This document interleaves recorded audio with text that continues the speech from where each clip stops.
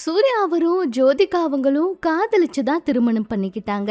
சமீபத்துல சிவகுமார் அவரு ஹோட்டல் சாப்பாடோட நடிகைகளை ஒப்பிட்டு பேசினது சரியா அப்படிங்கிற மாதிரி ப்ளூ சட்டை மாறன் அவரு கேள்வி எழுப்பியிருக்காரு. சூர்யா அவங்களும் ஜோதிகா அவங்களும் காதலிச்சு திருமணம் பண்ணிக்கிட்டாங்க. இப்ப ஹிந்தியில கவனம் செலுத்திக்கிட்டு இருக்காங்க.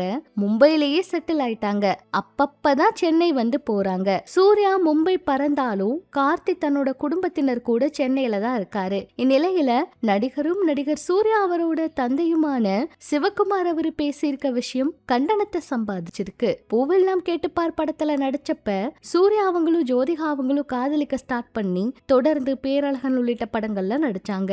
அவங்களோட காதலுக்கு சிவகுமார் அவரு அப்ப சம்மதமே சொல்லவே கிடையாது. காதலுக்காக ஜோதிகா அவங்க எவ்வளவோ விஷயங்கள் பண்ணாங்க. கடைசி வரை நான் தனியாவே வாழ்ந்துருவேன்னு ஜோதிகா அவங்க கண்டிஷன் வைக்க சிவகுமார் அவரும் ஒத்துக்கிட்டாரு. திருமணம் 2006 நடந்துச்சு. ஒரு மகனும் மகளும் இருக்காங்க. திருமணத்துக்கு பின்னாடி மறுபடியும் நடிக்க ஆரம்பிச்ச ஜோதிகா அவங்கள அப்ப நடிக்க வேண்டாம்னு சிவகுமார் அவரோட குடும்பம் சொல்லிட்டாங்க. அப்புறம் மறுபடியும் ரீஎன்ட்ரி கொடுத்தாங்க. ஹிந்தியில கவனம் செலுத்திட்டு இருக்காங்க. தன்னோட கணவரையும் பாலிவுட்ல நடிக்க வைக்க பிளான் பண்ணிக்கிட்டு இருக்காங்க.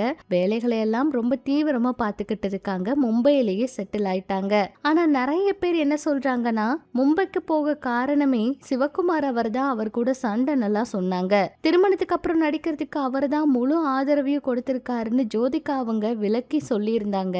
இந்த நிலையில சிவகுமார் அவருடைய கருத்து ஒன்று விவாதத்தை ஏற்படுத்தி இருக்கு. ஹோட்டல் சாப்பாடு நடிகை மாதிரி, வீட்டு சாப்பாடு மனைவி மாதிரி. வீட்டு சாப்பாடு தான் நிரந்தரம். ஒரு மாற்றத்துக்காக வேணும்னா ஹோட்டல்ல சாப்பிடலாம். 3 வேளையும் சாப்பிட்டா பைத்தியம் பிடிச்சிரும். எப்பவுமே வீடு மனைவி குழந்தை தான் முதல்ல, ஹோட்டல் எல்லாம் அப்புறம் தான் அப்படின்னு சொல்லியிருக்காரு. இதுக்கு ப்ளூ சட்டை மாறன் அவரு என்ன சொல்லியிருக்காருன்னா, ஹோட்டல் சாப்பாடும் நடிகையும் ஒன்னா, அவங்களுக்கு குடும்பம் இல்லையா? பெண்கள் பற்றிய உங்களது பார்வையை இவ்வளவு கீழ்த்தரமானதா?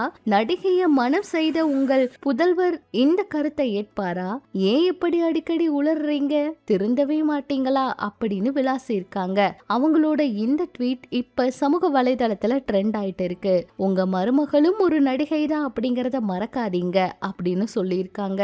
முன்னதான் சிவகுமார் அவருடைய இந்த கருத்து சிலர் இன்னொரு கோணத்திலும் எடுத்திருக்காங்க.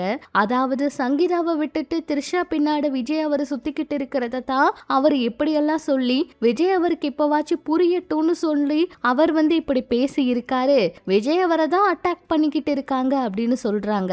அதே சமயம் தன்னோட மருமகளையே நடிகையா இருக்கும் போது இப்படி கீழ்த்தரமா பேசி இருக்க கூடாதுன்னு பலரோட கருத்தா இருக்கு.